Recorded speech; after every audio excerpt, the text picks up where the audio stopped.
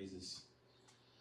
So, like I was saying, during this time of the year, you know, we are surrounded by darkness. We're surrounded by uh, wickedness, pagan practices, and things of that nature. Um, so, you know, this part kind of stemmed from my original what I've kind of been working on for a while, which is to talk about the light. But it then kind of studying and looking into that, it kind of is that your hand up? Yeah, did you start the stream to Facebook yet? When it says live stream, and I don't know if you see it, but when it popped up Okay. on here, it's like it was like 100 pop-ups coming up. It's like a kept repeating, but when I click the three dots, uh, it says stop live stream. So I assume it is, but I really don't know. Let me see.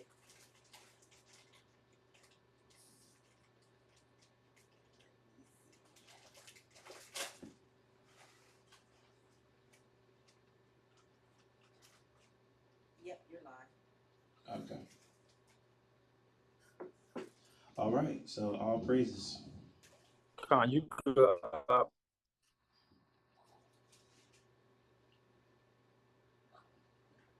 Yeah.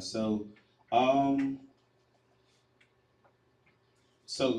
when you think about darkness, I'll ask Yashar, what do you, what comes to your mind when you think about that? In the terms of, if y'all remember the last time I was up here, we was talking about biblical definitions, like the meanings of words based on using just the scriptures itself. And it just in the mind frame and the mindset of that, what would you say you feel like darkness embodies? Con, I would say confusion. Confusion, that makes sense. I agree. I agree. Anybody else? Uh, one person said lawlessness. Somebody else said demonic. So yeah, I agree with all of those things. Um, I have a clip here. Let me see if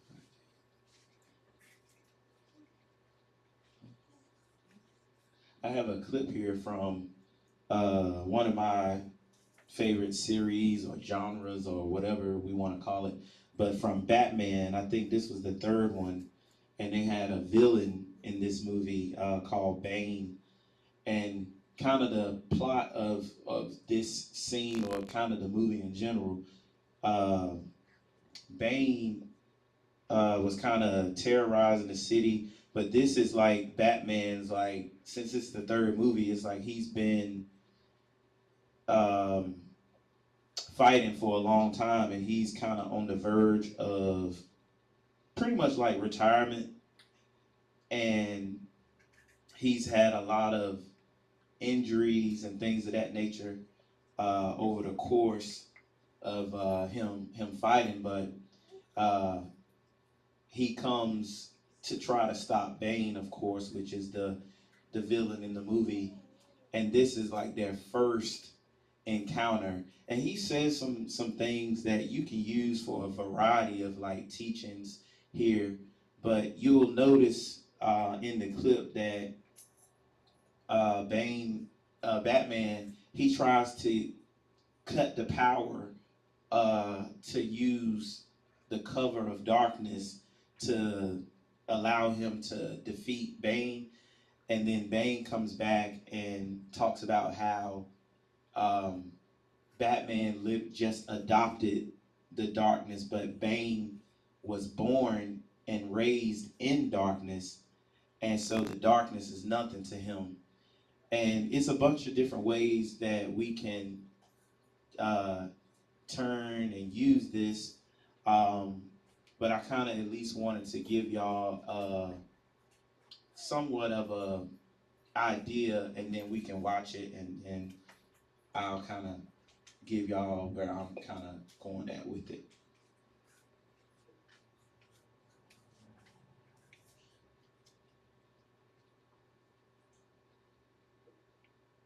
Let's not stand on ceremony here, Mr. Wayne.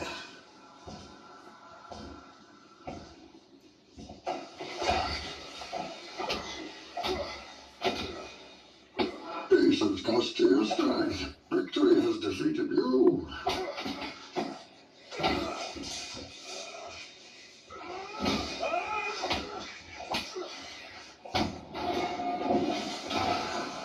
Fight like a younger man. Nothing held back. Admirable, but mistaken. Oh, you think darkness is your ally? You merely adopted the dark. I was born in it, molded by it. I didn't see the light until I was already a man. By then it was nothing to me but blinding. Shout out to TikTok. But so he just repeated what I was kind of explaining there. And so we were talking about darkness. He said that he was born in darkness, he was raised in darkness, and he hadn't known anything about the light until about the time he was a man. And at that point, the light was just blinding to him because he was so used to the darkness. So it just made me think with the subject matter that I was kind of working on. How many of y'all think y'all was born in the light, and how many think y'all was born in the darkness? Or which one would you say that you were born in? You said, is it a trick question? No, it's not a trick question. It would probably be easier to answer later, but I mean, to me, I feel like we're all born in darkness because we were born outside of the Most High's land, the Most High's land that He's given to us. We was born not being taught the ways that we should have been taught from the laws, statutes, commandments, the ordinances. So in my mind, we were born in darkness because we have been separated from the Most High. Of course, we knew the Christian way, but they don't keep the Most High's ways. So when I thought about what he was saying, how he was born in the dark and raised in the dark, and by the time he could see the light, he was blinded by it. A lot of our family members, when you do try to bring them the truth, they can't see it. It's like some of them, it's just been too long for them in the darkness, for them to be able to recognize the difference. Even before I came here today, my dad, he had called, and just depending on the day, it could be a civil conversation, it could be where the passion gets involved. But I was just thinking, I was like, man, I at least appreciate him for thinking that what he knows is correct or the truth, and he wants to, see his son on the same page. So at least he has that mindset, because some people, they'll just ignore you, your family members and stuff like that. So I say, well, I do at least appreciate the fact that he's concerned. And then if he asks me certain questions, I'll explain it to him and tell him how these different doctrines that he's been a part of is wrong. And you can kind of see like the fight is like, I'm trying to understand what you're saying, but he just been surrounded by this darkness for so long that he can't see what's going on. So if you really like play that clip over and over and over again and just listen to what he was saying, that's what resonated with me, just how he talked about just being born and molded and shaped in darkness. And of course he was the villain. So we don't want to be seen as that, but The truth of the matter is, a lot of us, we pretty much been born in the darkness, been blinded and not able to see. But then the Most High chose a certain of us to be able to wake up, to open our eyes and hearts, minds and ears to start to come back to his ways. You had a comment? Yeah, I just wanted to sure.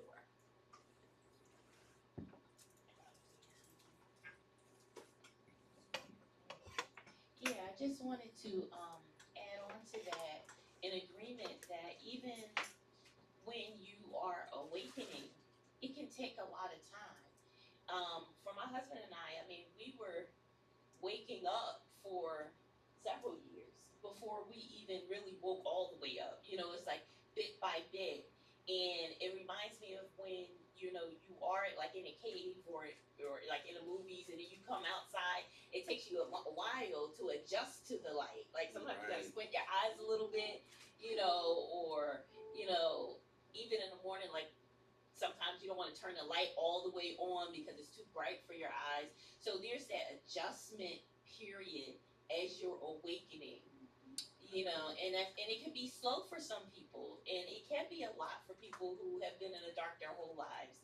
You know, it's uncomfortable learning these truths, you know. So even though you know it's truth, sometimes it takes a while for you to really wrap your head around it, understand it, and then incorporate it. You know what I mean? So that's a really good analogy of being born in the dark. You just can't jump right into the light because it's painful. Absolutely. You know? Yeah. I appreciate that comment. I mean, spot on. I'm glad that someone could see what I was seeing, and that just makes so much sense to me.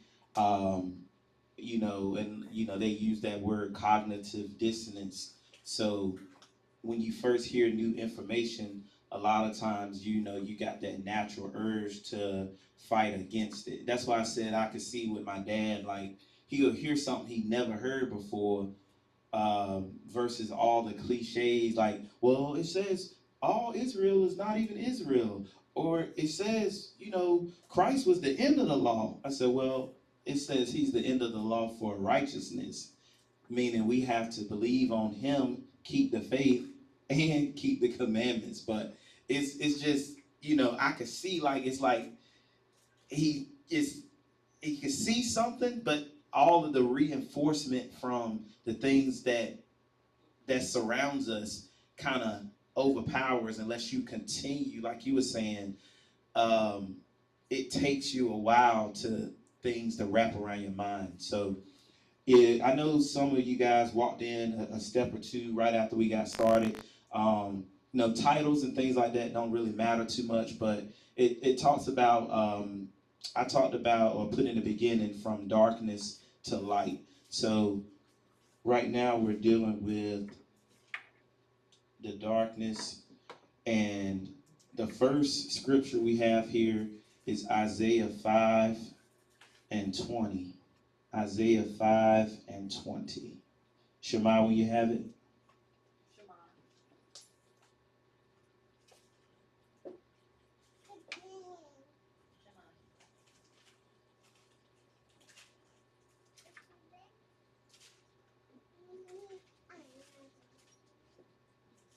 Shema. Okay.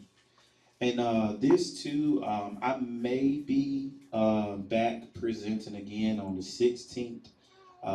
It's always kind of so up in the air. But this is just a part one. This is just it's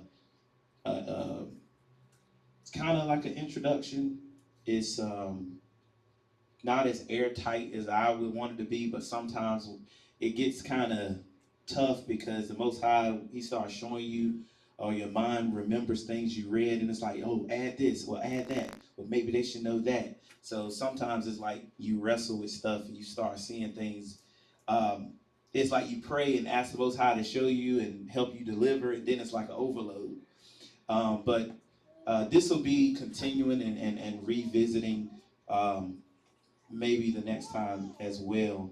But Isaiah 5 and 20 kind of goes towards what I introduced in the beginning, just the season and the time that we're in.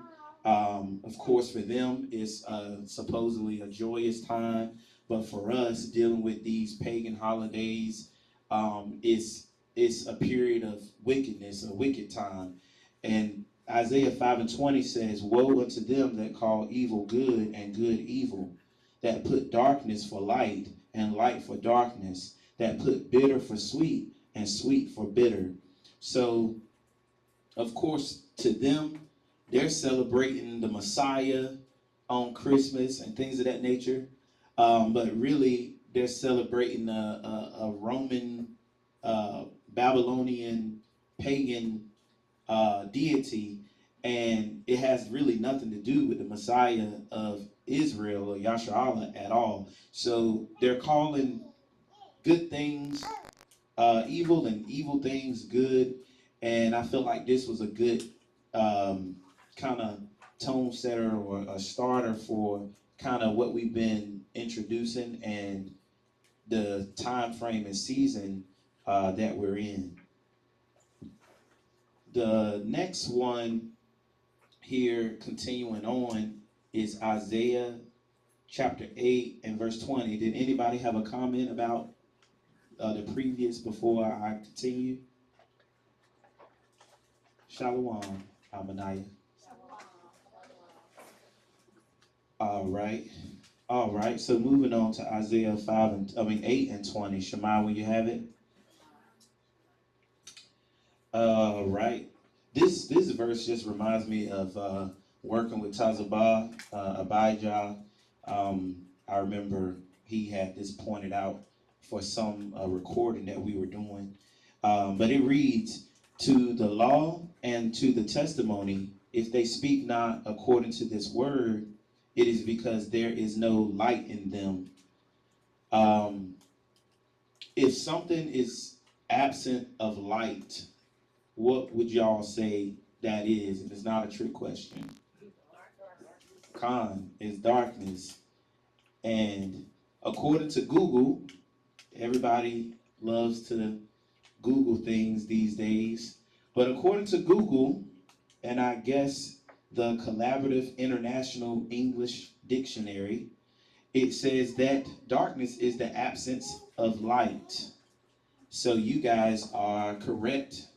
And it reads again, "If we speak not according to the words of the law and the testimony of the Most High, it's because there's no light in them." So again, if we don't know the ways, words, laws, ordinances, statutes, commandments of the Most High, then we are born, walking, living, striving in darkness. And according to them, darkness is the absence of light. So really where I was really originally starting before I added all of that was right in the very beginning, which is Genesis 1, and trying to let this person in. Genesis 1, Genesis 1 and 1, or Genesis 1 and 2. All right. Shema, when you have it.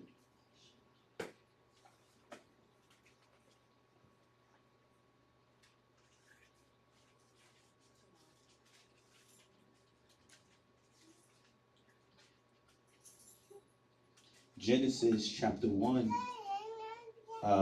verse 1, I'll just start at the top. It says, "In the beginning, the Most High created the Shemayim and the Arataza, the heaven and the earth. And the earth was without form and void, and darkness was upon the face of the deep." When y'all hear the earth was without form and void, and darkness was upon the face of the deep, just give me some of the things you think about. You have anything? You can just use the mic. I know, like, I believe light is aura, I believe, and then, yeah, aura, and then aura is like order. So when I think of darkness, I think of like disorder, like things went together, things still need to get in place, and then lawlessness, like the script you brought out.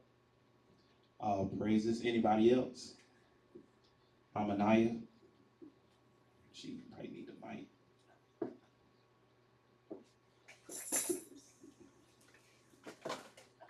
You're fine. You're fine.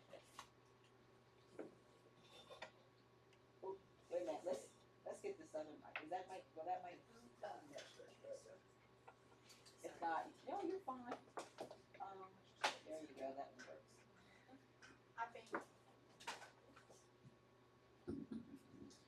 I think of lifelessness, no life. That's what I think of. Lifelessness. All praises. Anybody else?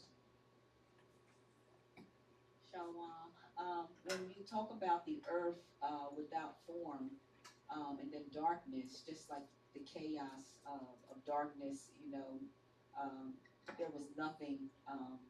So just think, relating that darkness to chaos and just everything without form, just kind of those things collaborate for me. All praises. Last go. Anybody? Shalom. I think of emptiness.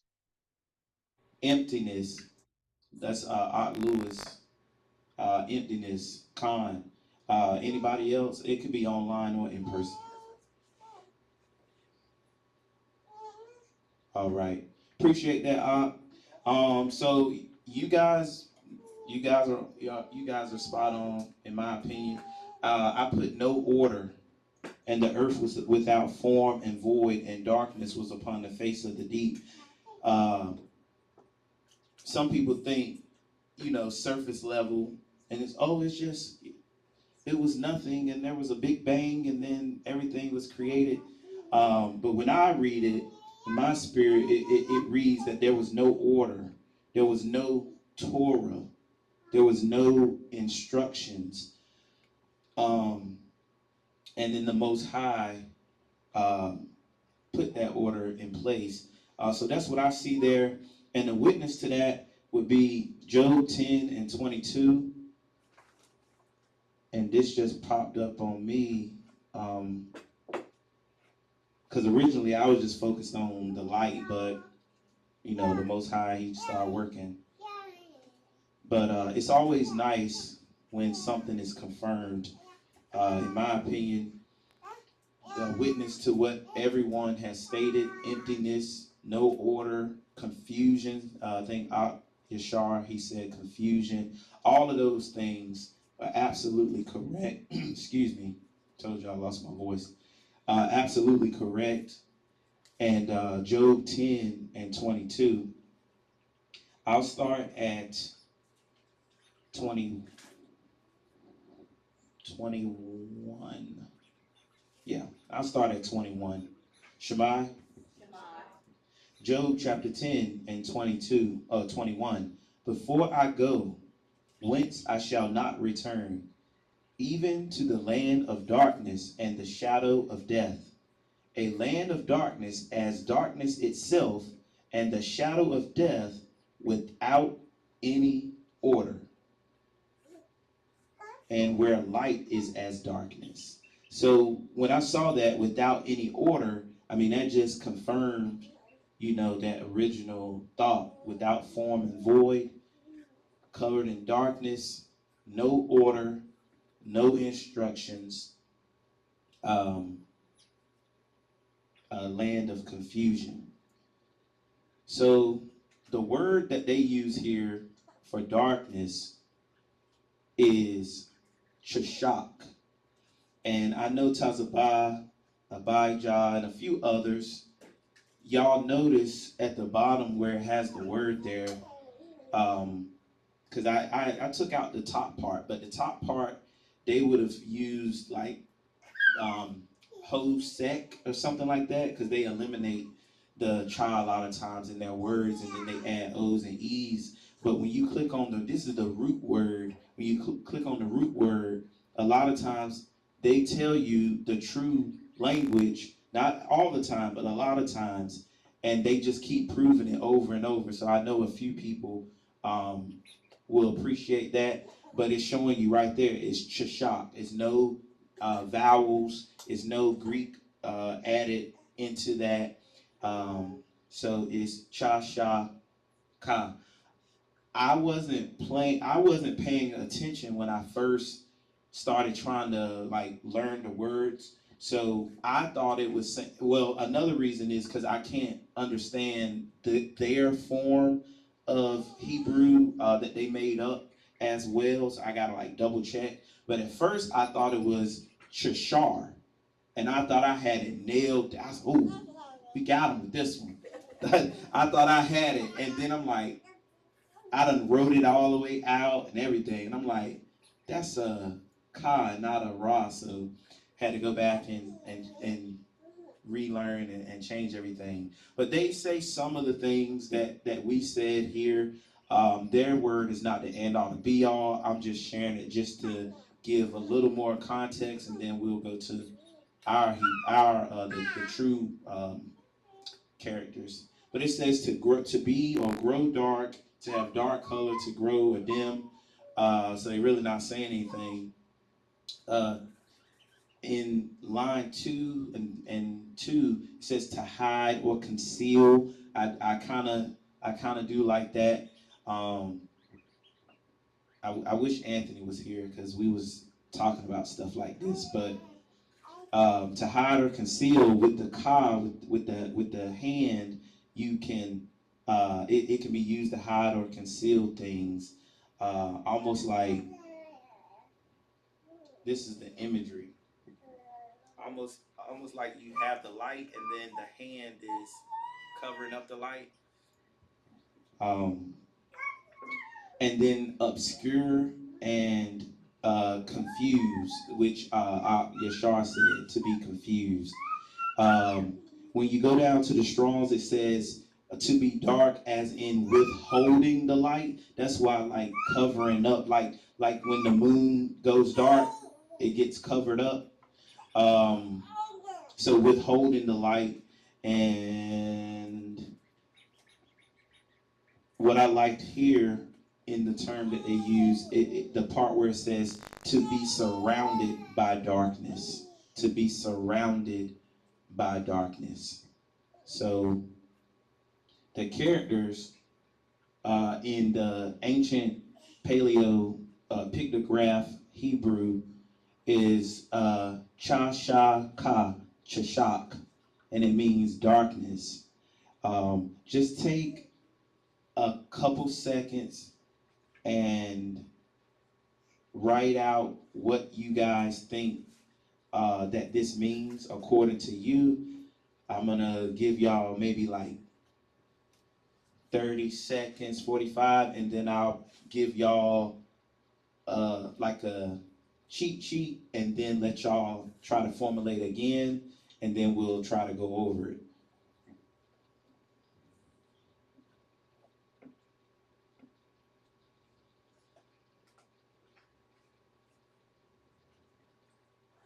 Shashak, darkness.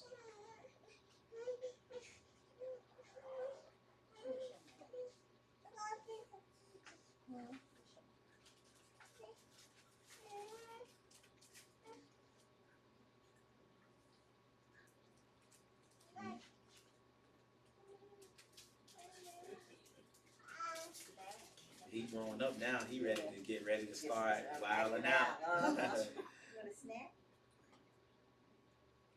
Okay. Strong too. All right, here's the cheat sheet part of it.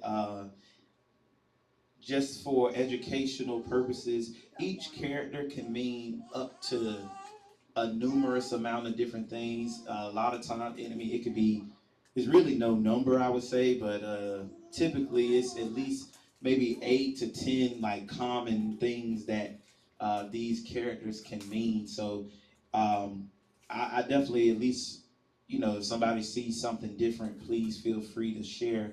But this could be a little cheat sheet just to help y'all get an idea of what this could mean as we continue to try to see if we can parse out a definition.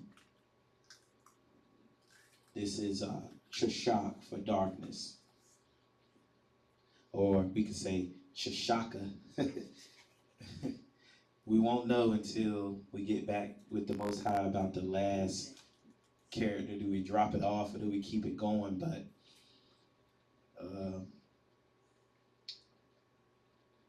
Nariah is, I think he might be visiting another assembly today, but I was going to joke with him about how it sounds like a move off of an anime or something, Shishaka, but that's like a little friend-to-friend thing. So just, I'll start online. Did anyone want to just volunteer if you could unmute and just kind of say, knowing some of the verses and some of the things that we went over, what would you say Shishak represents using the pictograph Hebrew characters? Anybody online?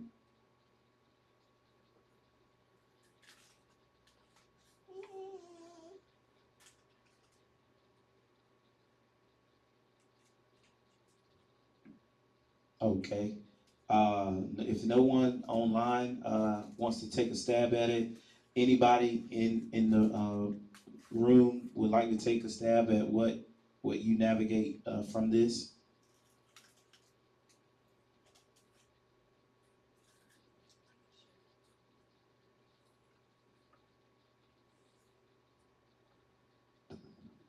I was thinking like with the cha and then the sha, like I was thinking it's like double emphasis on being separated. And I was thinking like hand is like Yah's hand, so like to really be separated from the Most High. So I was thinking. She said to be separated from the Most High is what she got. And that is definitely a correct way to process it, because if you're in darkness, you're separated from the Most High. So all praises for that. I would say that that is a correct interpretation. Anybody else? Just kind of probably the same thing, just separated and covered in destruction. Like separated and covered in destruction. Separated and covered in destruction. I would say that's also correct. And then anybody else?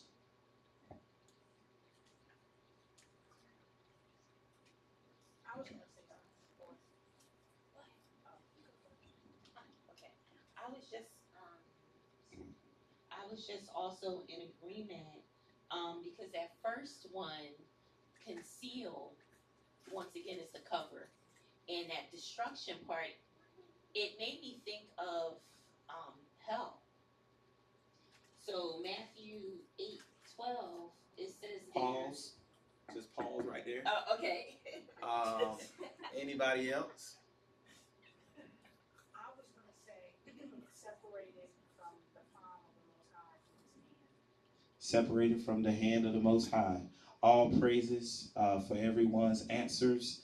And the first thing I wrote here was separated for destruction by the hand of the Most High. It is pretty much the same things that you all have already said. But if you're in darkness, then you're separated from the Most High for sure. You're also marked for death or destruction by the Most High if you stay in that darkness. So separated for destruction by the hand of the Most High. And then my witness, one witness, is Exodus 10 and 22 and 23.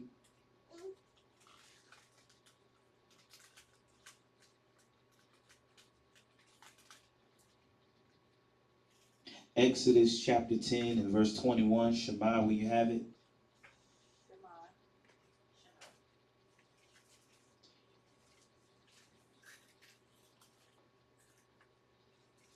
You know, we got some people practicing turning the pages. All praises. When the electronics go out, they're going to have them fast fingers, so give them a little bit of time.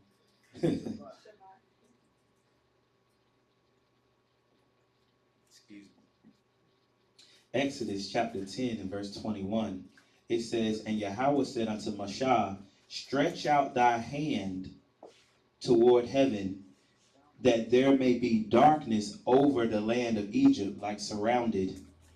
even darkness which may be felt. And Mashah stretched forth his hand toward the Shemayim, and there was a thick darkness in all of the land of Egypt 3 days. They saw not one another, neither rose any from his place for 3 days. But all of the children of Yasharallah had light in their dwellings, which we'll touch on that part further down the line. But as you can see, when he placed the darkness over the Egyptians, he separated them from Israel. So they were separated, and that cover of darkness led them in the midst of their destruction by the Most High's hand. They suffered through all of the plagues, and we know how it ended for them. So Shishak, separated for destruction by the hand of the Most High, separated by the hand or from the hand of the Most High. So a lot of the things you guys said was correct.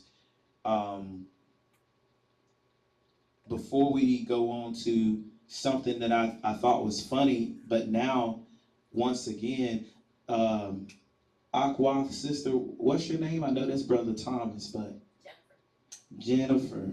Okay, Jennifer has been lockstep in sync since she walked in the door. So, but these characters, like once you start to learn, and then you have been reading and studying, and the Most High kind of impart things into your mind. To me, the characters sometimes jump off the page, and he don't know yet, but I might get Brother Anthony to come up here and break down some stuff that's in relation to this. But we was on the phone one day, and we started talking about some of the words and characters, and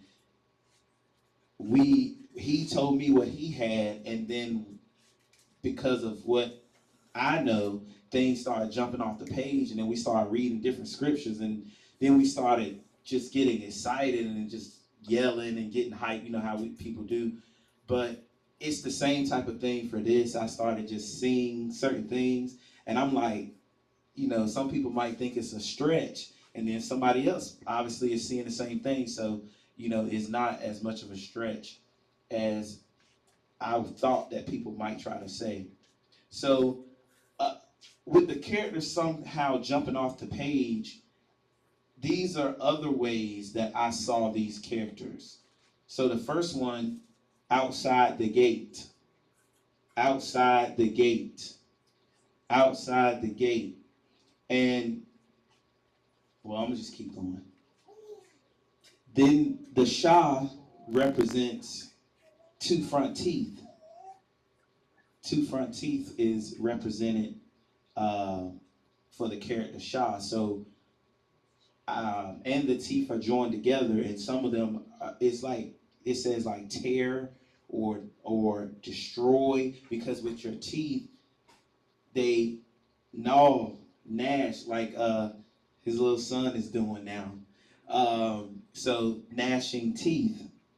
And then the hand for weeping.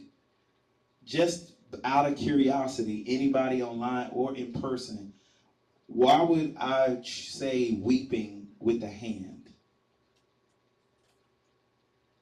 She said wiping tears. I like Jennifer. I was gonna say like the same thing, but like you bury your face in your hand. Bury your face. Y'all, when y'all doing this stuff on your own, you don't know if people are gonna get it or not. So it's very heartwarming to see y'all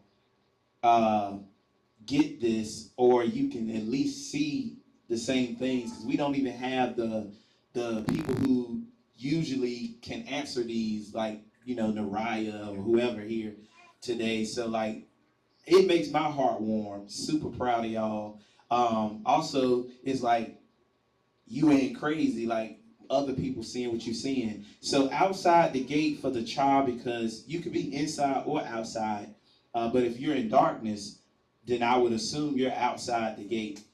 And then the weeping, I was like, I wonder if people are gonna get it, but a lot of times you cover your face, you bury your face in your hands. So all praise for y'all seeing that. And then we have Miss Jennifer, she wants to read Matthew 8 and 12. So we're just going to get you to read all of them. But if you could turn to Matthew 8 and 12, and you could kind of see the visual of being in darkness. Matthew 8 and 12. And she saw this before I even said this was something that I was going to use. So all praises to the Most High for that confirmation.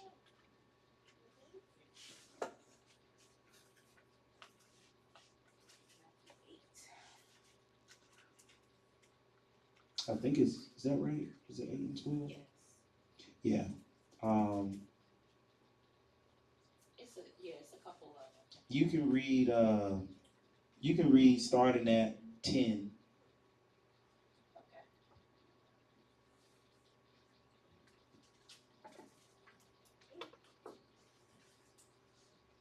Okay.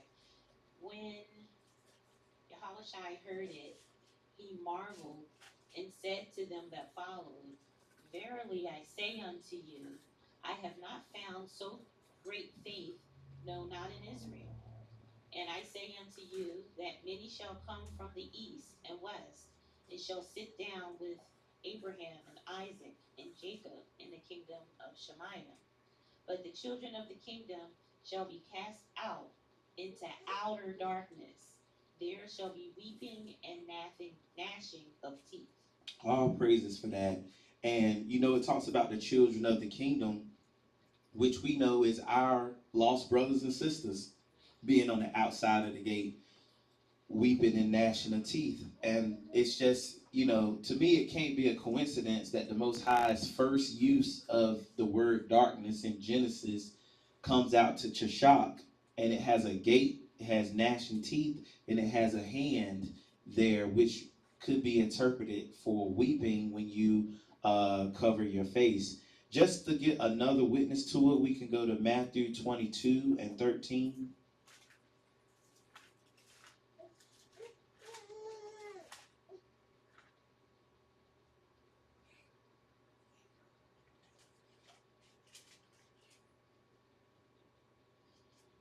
If you don't mind, just start again at verse 10. Okay, so those servants went out into the highways and gathered together all as many as they found, both bad and good. And the wedding was furnished with guests. And when the king came in to see the guests, he saw there a man which had not on a wedding garment. He saith unto him, Friend, how camest thou in hither, not having a wedding garment? And he was speechless. Then said the king to the servants, Bind him hand and foot, and take him away, and cast him into outer darkness. There shall be weeping and gnashing of teeth, for many are called, but few are chosen. But many are called, and few are chosen. I always think about that last part, many are called and few are chosen, but I feel like, the few that are chosen is because they chose him. Like if you believe on my name in the earth, I will, in front of men, I'll, pretty much, I can't quote the verse right, but he'll honor us in front of his Father. So a lot of times people hear the word, like we're calling them, like our parents or cousins or friends or coworkers, we're calling them, but few are chosen. And in just right now, the way I think about it is because of, obviously we know it's the hand of the Most High to allow them to have the spirit to see. But from what we can see in the physical, a lot of them seem to willingly rebel when we don't even, get to the deeper spiritual parts where we know ultimately it's the Most High who's picking and choosing. But again, he talks about casting them into outer darkness, and there shall be weeping and gnashing of teeth. So if it said 2 times, got you.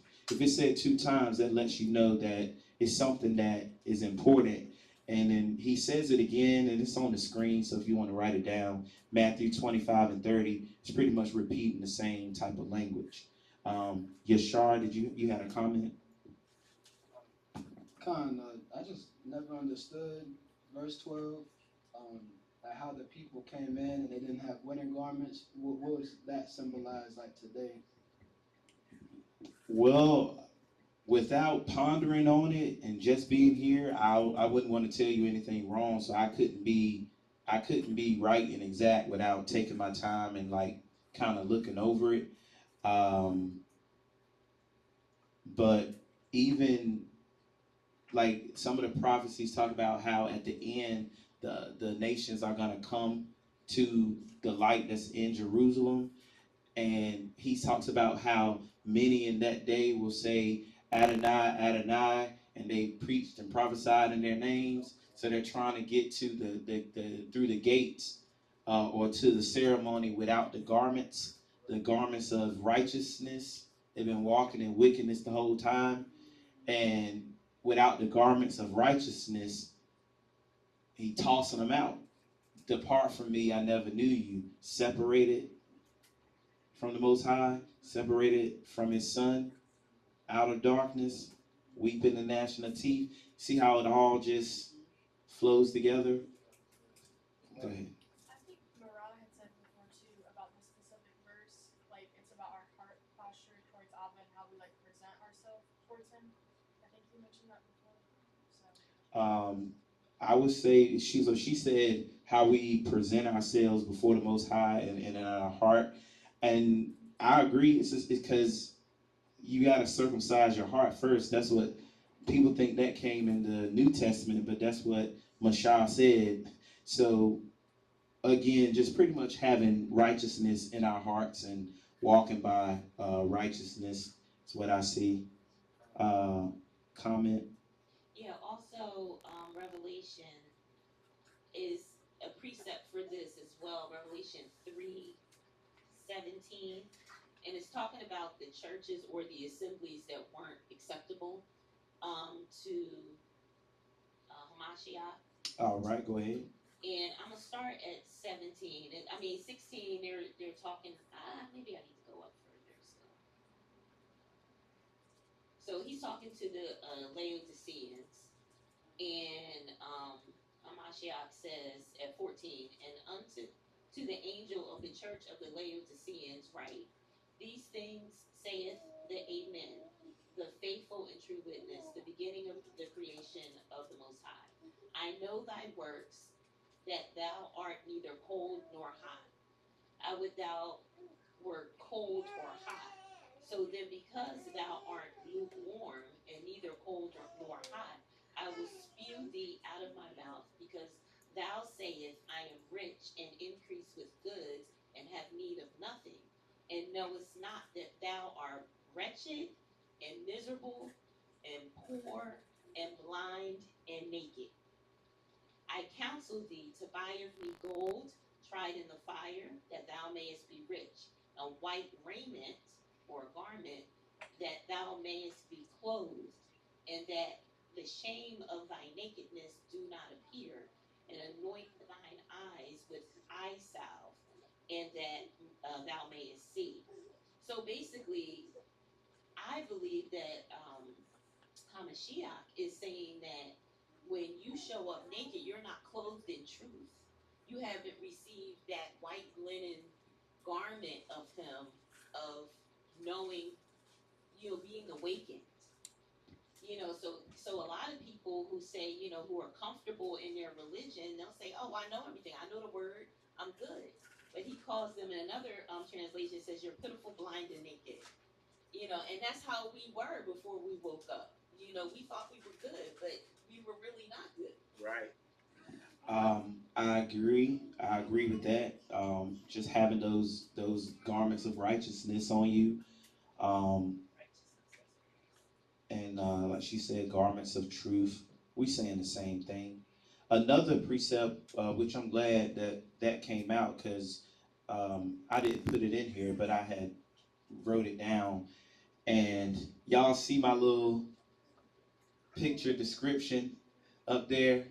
of the man sitting outside the gate, and then he got his hand on his head, like we talked about when you weeping. Just for a little joke, but I mean, hey, imagery is imagery is good. That's how I learned. But Revelation 22 is a verse that I had wrote, but I didn't put it in here. And yeah, Revelation 22 and then 14 and 15. Shema, will you have it?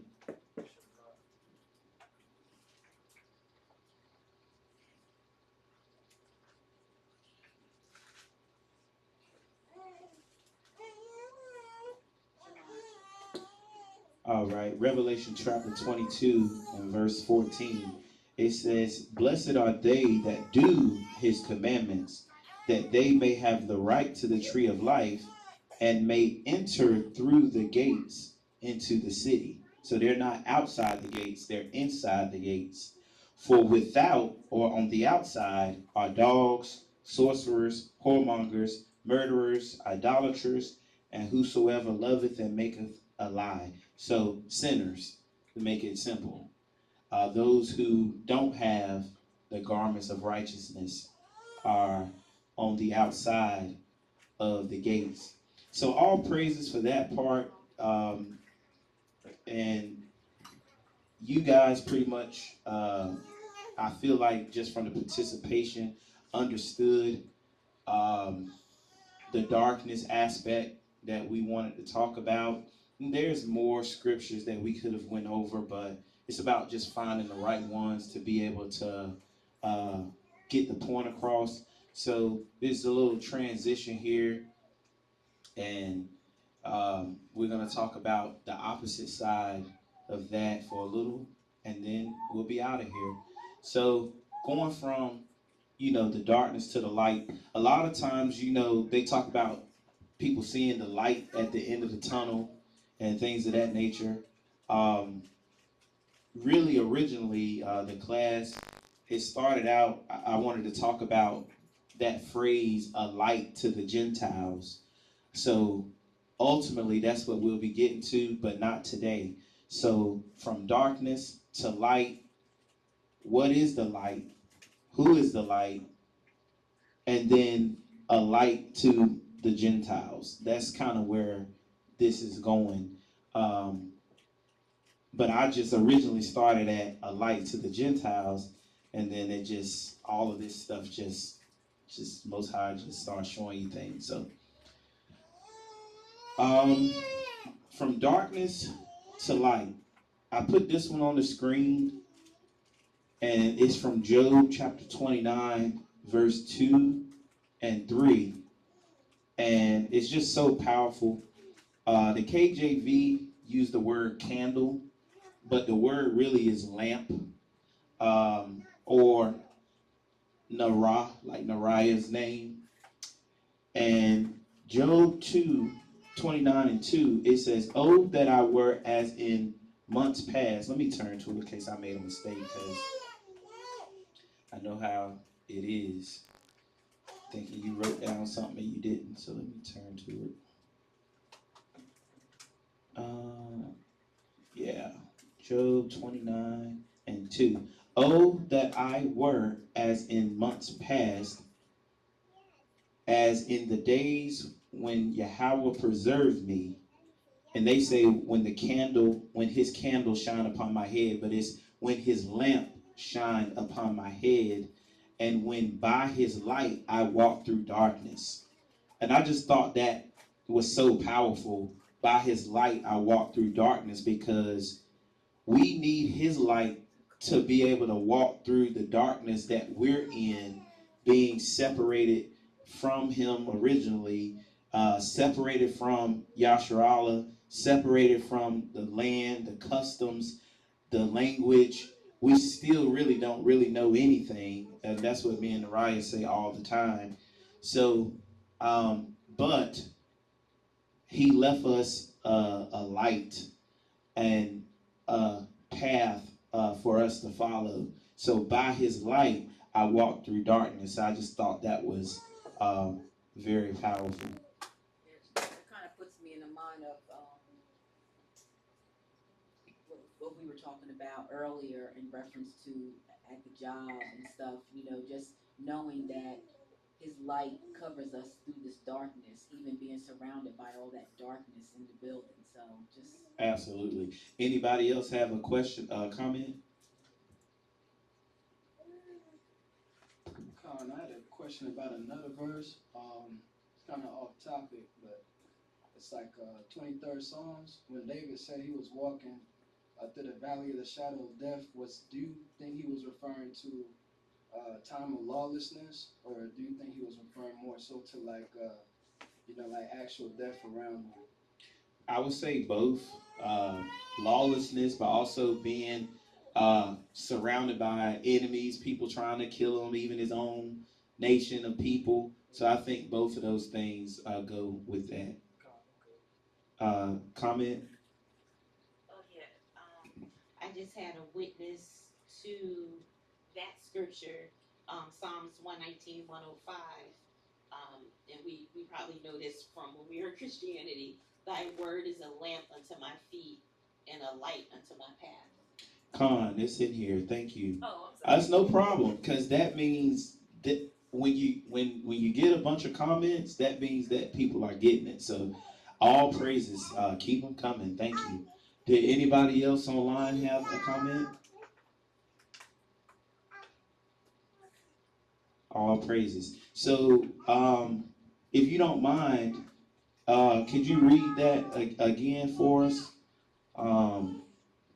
Because we want to talk about, we talked about the darkness, we talked about, now we're in the midst of talking about going from darkness to light. Job says, Job says he got through the darkness by the light of the Most High, and how his lamp shined on his head. So, asking that question, what is the light?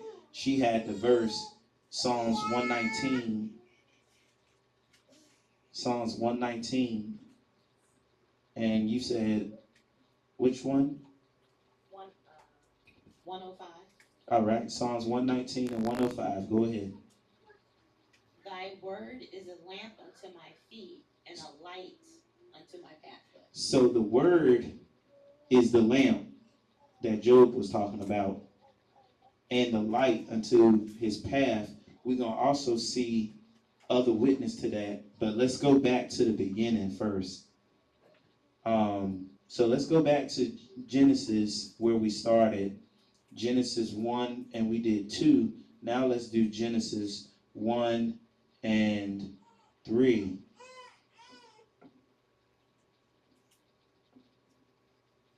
Genesis chapter 1 and verse 3. Shema. Genesis chapter 1 and verse 3 says, and Yahweh said, let there be light, and there was light. And Yahweh saw the light that it was good, and Yahweh divided the light from the darkness.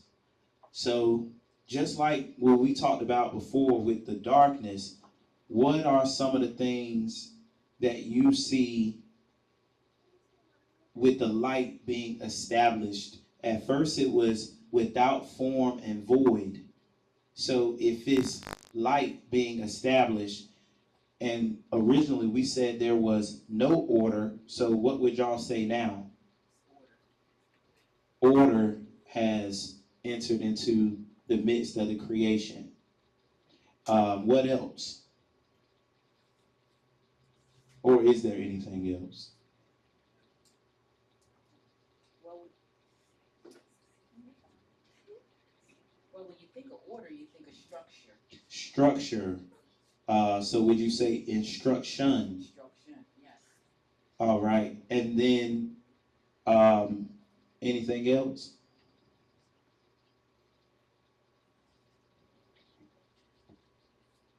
Amanaya? I don't know if I'm right or wrong, but I'm thinking of order out of chaos.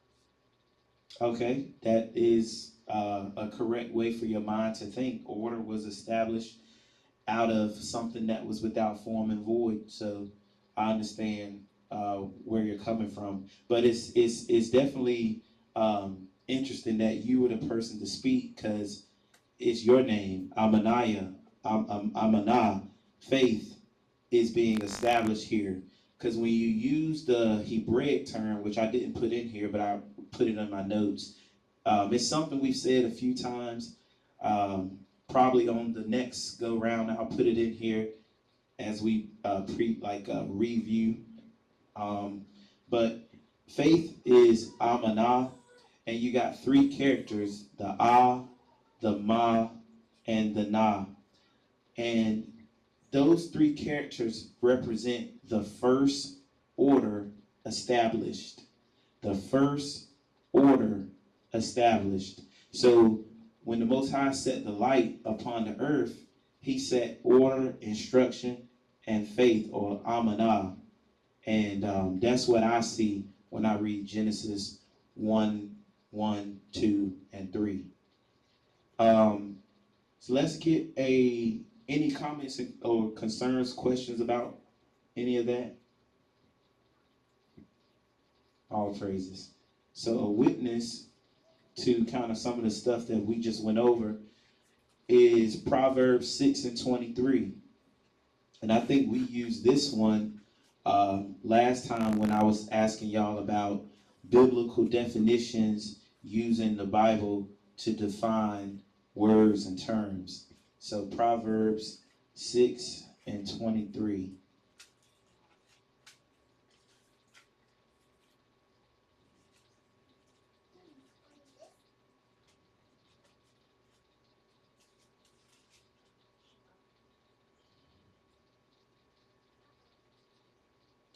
So I'm going to read this one. I'll start at 20 and just give it a little bit of context.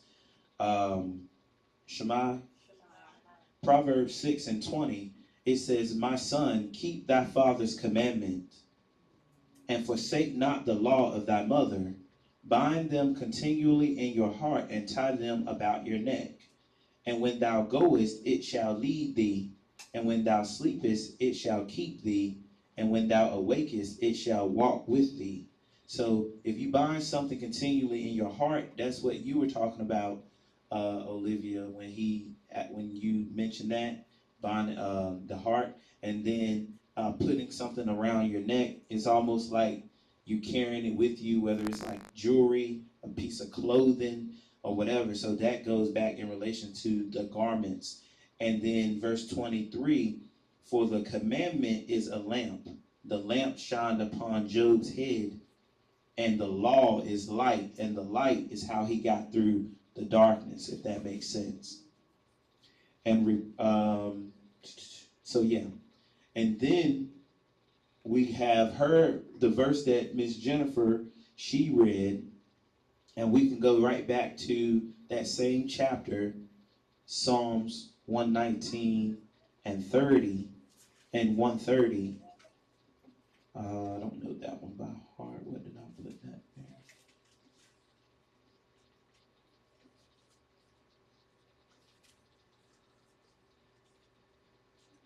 Okay, let me make sure. So Psalms 119 and 130, Shema. It says, "The entrance of thy words giveth life, and it gives understanding unto the simple." So the Most High's laws, words, statutes, commandments is not grievous, and it gives us understanding. It makes us wiser than the other nations, and it can make you wiser than your elders, and it carries you, throughout your life. Another witness to defining what is the light or what is light, Psalms 19 and 8.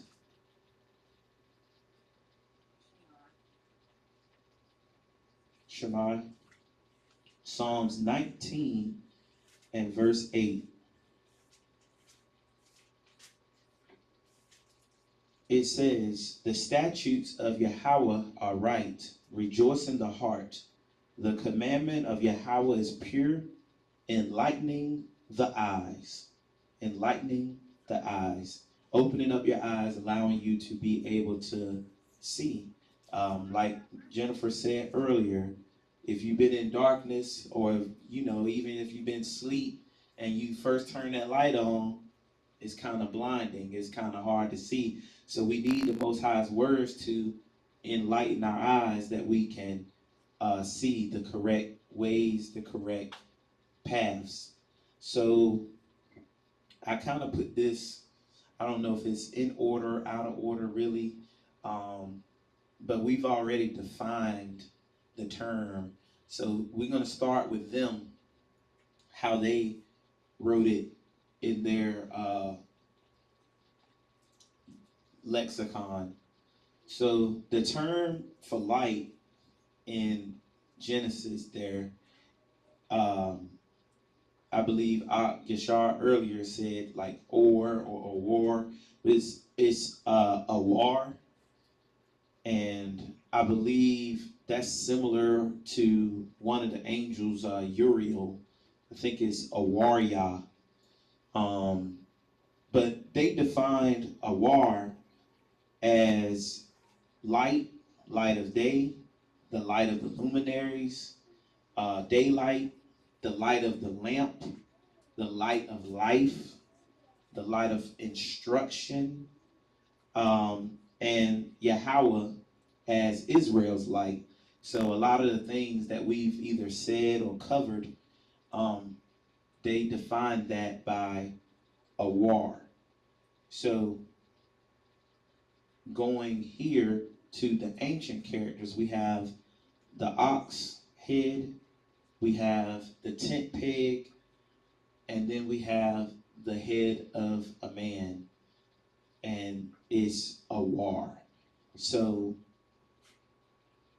just anybody have any clues, just starting with the ox head, what that could represent? Just the ox head by itself.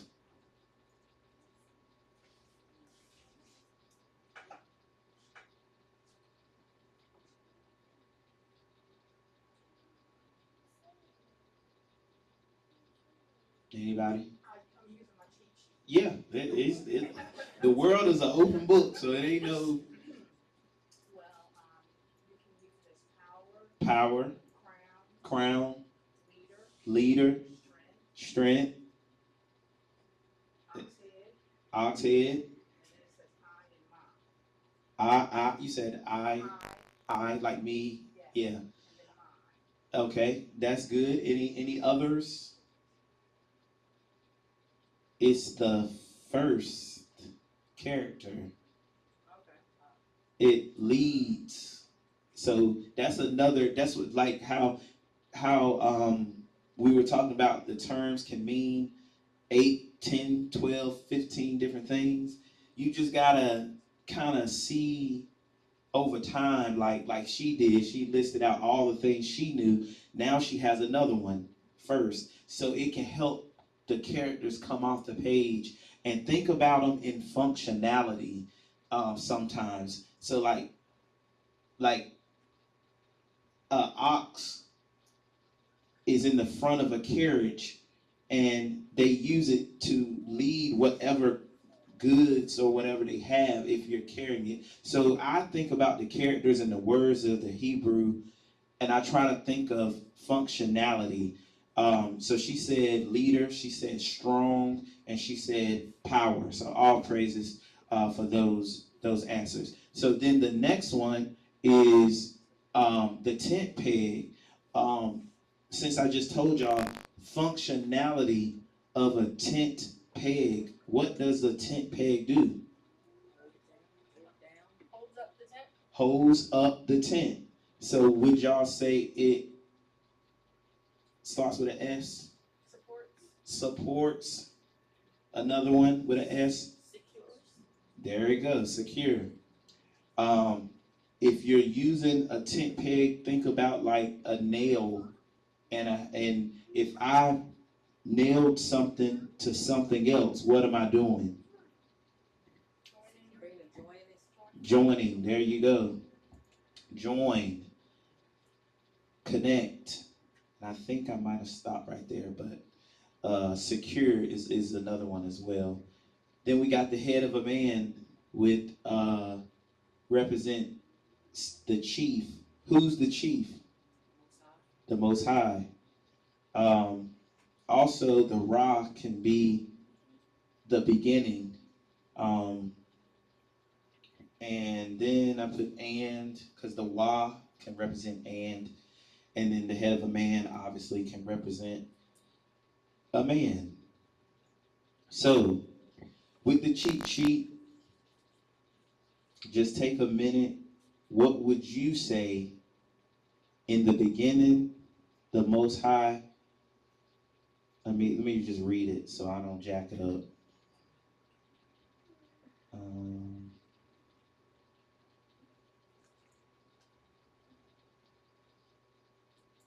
In the beginning, the Most High created the heaven and earth. The earth was without form and void. Darkness was upon the face of the deep, and the Spirit of Yahweh moved upon the face of the waters. And Yahweh said, "Let there be light." And Yahweh said, "Let there be light," and there was light. And Yahweh saw the light, that it was good, and he divided the light from the darkness. So what would you say, knowing how they used it in a sentence and us seeing the Hebrew, what type of definition would you come up with?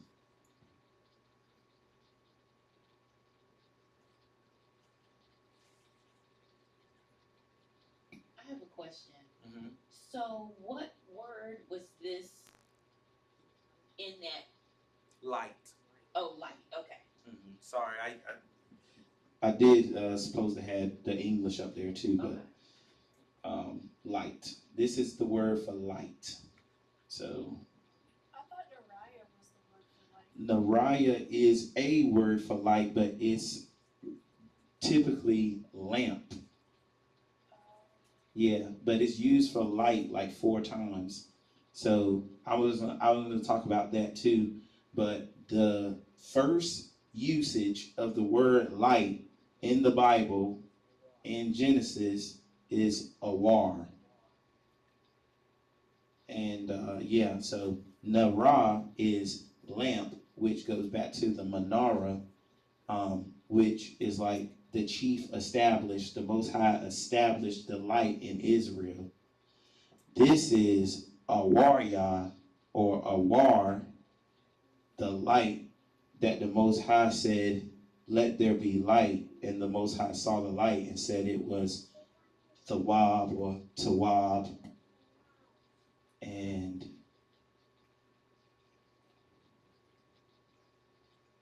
just by chance, does anybody have anything?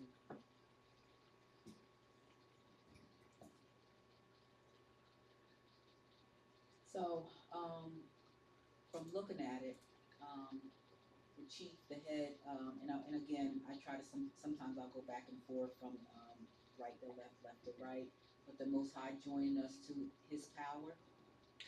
The Most High joining us to His power. I would say that your mindset is correct. You could be a little bit more like, it could be a little bit like more specific or put, but that's in general, like that's the proper way of thinking. That's the proper way of thinking. Anybody else? No problem.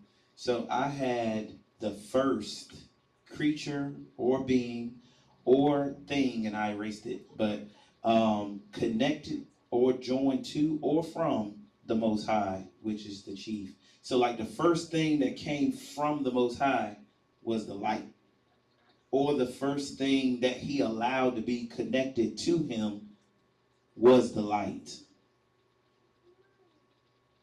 Let's go to Colossians 1. Remember I told y'all a light to the Gentiles, from darkness to light. What is darkness? from darkness to light. What is the light? And who is the light?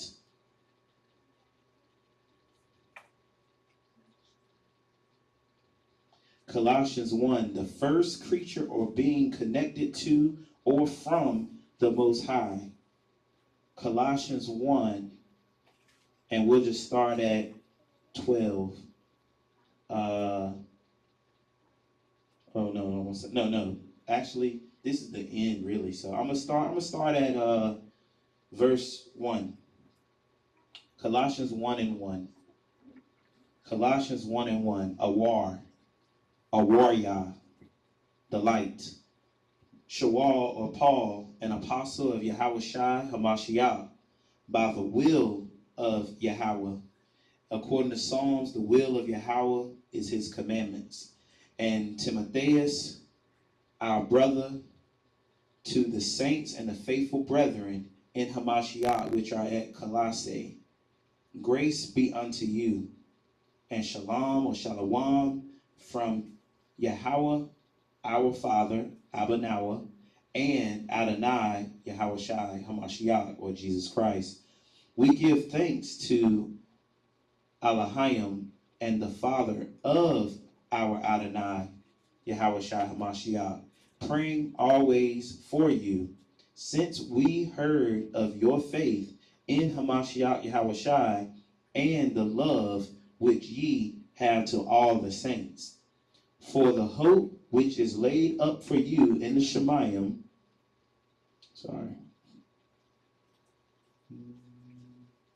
whereof ye heard before in the word of truth of the gospel, or the Basar, which is come unto you, as it is in all the world, and bringeth forth fruit, as it doeth also in you, since the day ye heard of it, and knew the grace of Elohim in truth, as ye also learned of Ephras or Apapras, our dear fellow servant, who is for you a faithful minister of Hamashiach, who also declared unto us your love in the Spirit.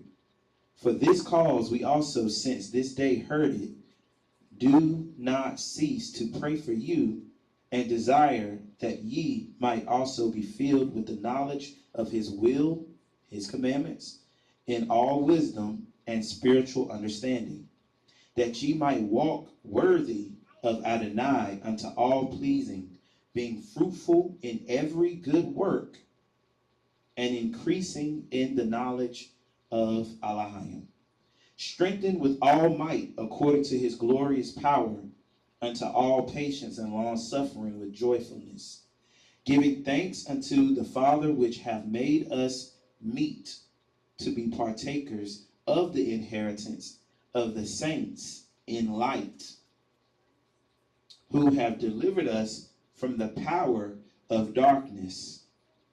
It was through light that I made it through the darkness, according to Job 29, and have translated us into the kingdom of his dear Son. We went through the gates, in whom we have redemption through his blood, even the forgiveness of sins, who is the image of the invisible Elohim, the firstborn of every creature, Awar, the first creature or being connected to or joined to or from the Most High. For by him all things were created that are in the Shemayim.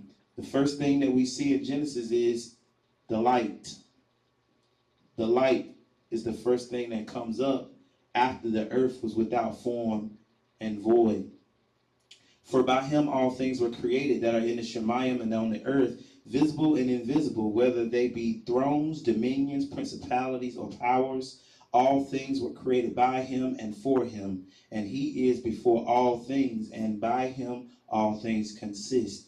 And he is the head of the body, the congregation, who is the beginning, the firstborn from the dead, that in all things he might have preeminence. And I'll stop right there. But as we can see, there's a strong correlation to that light that was created, that order. Then we said instruction. Instruction represents the laws, right? We know in the physical, Hamashiach embodied the Torah. And then he also said, I didn't put it here because this is just the, not intro, but it's just a lot. This is just part one. But he says, I am the light of the world, the first thing created, a warrior. Did y'all have any questions or comments?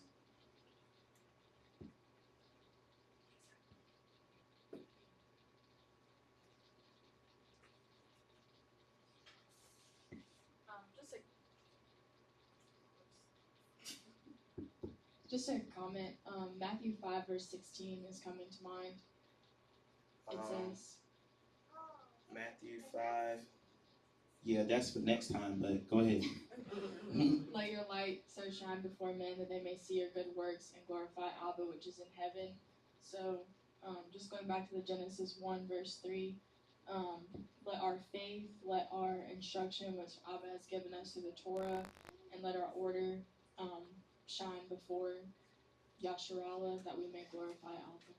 Absolutely, and I have that here, screenshotted in my notes for the next time, because I want to talk about. So we talked about what is the light. Now we're on who is the light, and then if he is the light and we are to be like him, then that's where that part comes in. So all praises, because again, that's showing that y'all are getting what I'm saying. So I appreciate that comment. Anybody else? Go ahead. I don't want to venture too far into your next. It's fine, because for one, we can't remember everything anyway, so I'll be going over it again. Okay. So further on, as we look to New Jerusalem, like I said before, I love Revelation because it's the end of the book. It tells you everything that's going to happen at the end. And so I like to look to the end so that I can have strength now. Absolutely. just like Hamashiach did when he was suffering. But Revelation 21:23, it talks about how the city of New Jerusalem is going to be illuminated without the sun and the moon. Absolutely. So if I could just read that real quick, it's so beautiful, the imagery there. Take your time. It says, the city had no need of the sun or the moon to shine in it, for the glory of the Most High illuminated it, the Lamb in its light. And the nations of those who are saved shall walk in its light, and the kings of the earth bring their glory and honor into it. So, I mean, if you can read on down, it's just so beautiful to think about where we're going to be prayerfully, in that city of light. City on a hill that yes. Tazabah talked about. Amen. And that's just like Isaiah 60. The Gentiles shall bring towards our light. So it's absolutely correct. And like I said, I'm just glad that you guys are able to see kind of where this thing is going. And then so we'll see that Hamashiach is the light, and then we are to be the light. And when it talks about the nation seeing our light, we seem so much wiser than them because the light was given to us, the wisdom, understanding, laws, statutes, and commandments. So they should see our light from a distance, how we move and how we act and how we treat our brothers, mothers, fathers, sisters, wives, husbands, and the governmental structure, how we operate, and they'll see that it's different than all the other nations and see that the Most High's hand is on us. So that light will, be radiated to all the nations around the world, because they'll see like this unprosperous land wherever people think it is. We know there's different doctrines out there, but we know that the land is not prospering the way that it's supposed to. And then when those things start to happen and we're restored, then that light will radiate, around the world. And going from us, Hamashiach being that light, and then getting to us to show that light, there's a place where in between that where he had to be the light for us. And that's where originally, before we got any of this, that's where my mind was at, about a light to the Gentiles. What is that talking about? So we'll talk about Hamashiach, then we'll talk about how he was the light. But when it says a light to the Gentiles, that's talking about us. It's not talking about necessarily a light to the world.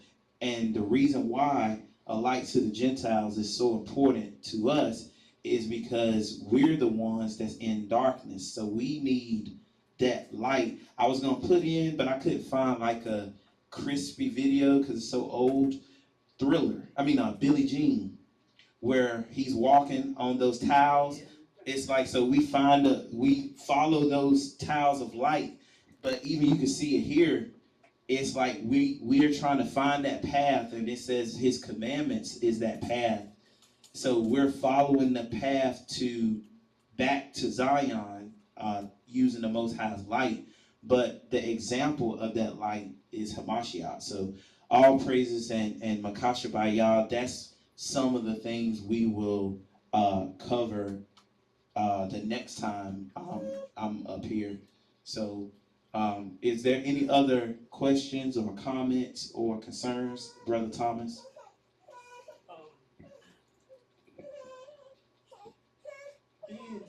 Being new into the faith, and I always say new because I feel like everything is brand new to me. The commandments, how vital and important it is to be able to follow them. It says here in Psalms 19:8, the second part of it says the commandments of the Lord is pure. So when I look at the word pure, I'm like, all right, well, what's the opposite of that? It's tainted. So right. Christianity for us was tainted. It was not pure. So we weren't looking at the right things. It says enlightening with ing, meaning that you have to continue to light yourself. You have to continue to look at the word on a consistent basis in order to get the purity of the word. And it just, that kind of stood out to me because, I often wonder why when we talk to people about following the commandments, that it's so like, no, you're wrong. And it just shows that the commandments are pure versus what other folks want to hear. They don't want to hear the pure. They want to hear the tainted. They want to have, because they have itching ears to hear the things that are not true, more so than the truth. So, Absolutely. You 100% spot on. And you're trying to say, like, when you try to bring up, because people try to, even sometimes, some teachers, people think that we make too much of the commandments. And to me, we don't make enough of it. And it's not just about trying to say, don't do this or don't do that. But as you can see, it's ingrained into everything. These English words that they think are talking about light and darkness. And I think we did it the last time, which was a couple months now, but the biblical definitions, matter of fact, I put it on his computer. So it should be right here.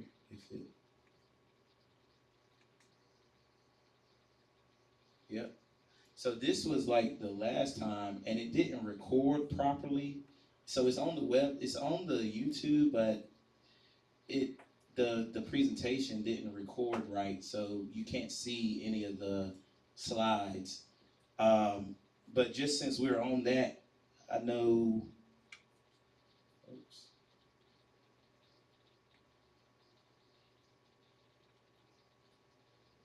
We talked about the definitions. Yeah. So how we were talking about the commandments, and people try to get us to stop talking about just commandments, but all of these English words that they think they know, it's all points back to the commandments. So like we talked about last time, wisdom, and using not like we're using the Bible's own scriptures to define what the words are saying. So just real quick, the wisdom, Deuteronomy 4:6. Keep therefore and do them, which is the commandments, for this is your wisdom and understanding in the sight of the nations. Which, if we know what we just went over, if our wisdom and understanding in the sight of the nations is the commandments, then that is also the light that they're talking about, that we're supposed to exude or for them to see. Understanding, same thing. And in the class, we had people bring out verses and scriptures that wasn't up there, but understanding, a good understanding have all they that do his commandments. Psalms 111. Knowledge. People think that knowledge is something with scripture or with books or things of that nature. They use this verse a lot. My people are destroyed for a lack of knowledge, and they'll stop right there, and then they'll use whatever the subject is. So I used to do network marketing, so any prosperity, anything to do with sales or why you need something or why you need to buy this, my people are destroyed for lack of knowledge. And see, that's why you need to go on a vacation. Because, and it's like that when you come and actually read this thing and read it all the way through, he says, because they have rejected knowledge, I will also reject thee, that you shall be no priest to me, talking to the Levites, seeing that you have forgotten the law of thy God. So that means the law of thy God was the knowledge that they was lacking, not the fact that we need to know that if I buy this membership, it'll get me X, Y, Z, Z, Z, Z, Z. You know what I mean? That's Christianity. They'll take a verse like this, and then because you can do it, you can just apply this to anything. But salespeople usually use it like that. Like, we're not trading in the foreign currency market because we lack knowledge. While that's true, that ain't the knowledge that the Bible was talking about. The will of God or the will of Yah. This is a good one to use for y'all people. And the reason why I did it like this the last time is because people, we got to do the will of God. Your brother, mother, sister, whoever will probably agree with you that they got to do the will of God, but then they'll probably tell you that that's just believing in Jesus or something. But it tells you here, I delight to do thy will. Yes, the law is within my heart. So the will of the Father is his law. And the same thing with truth. The law is thy truth. You just can't get around it. You just can't get around it. And then the last one I had finished off with the last time was what is the light? And, we just went over that today. And then I covered sin too, which is kind of like darkness, but transgressing his law. So, again, I appreciate y'all. That was just a little bonus, I guess, review of what we had done previously. So is there any other questions about anything we discussed today or just now?